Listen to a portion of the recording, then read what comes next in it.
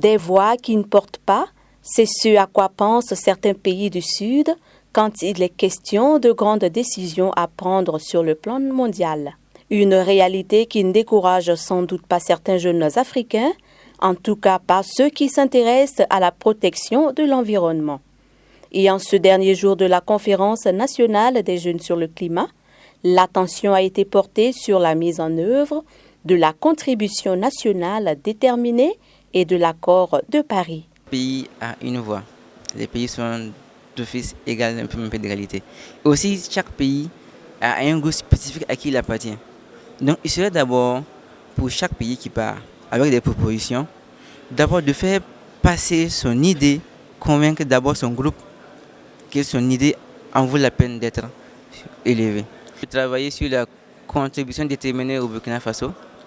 Parce que comme vous le savez, c'est un document que chaque État doit produire et envoyer au niveau de la COP qui montre quelles sont les actions qu'il peut faire dans la mesure de réduire les émissions de gaz à effet de serre et de réduire de façon générale le réchauffement climatique à 2 degrés Celsius.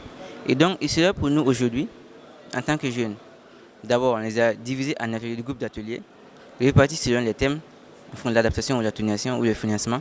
Et chaque groupe va réfléchir sur quelle peut être la contribution de la jeunesse pour la mise en œuvre du CDN du Burkina Faso. Pour qu'on puisse prendre l'impact jeune, l'action jeune dans la mise en œuvre du CDN. Parce qu'il faut le dire, les jeunes, c'est l'avenir.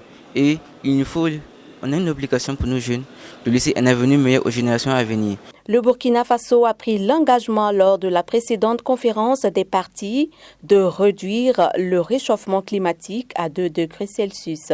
À cet effet, les participants à cette conférence pour honorer cet engagement se sont retrouvés en groupe pour réfléchir autour de 9 sections.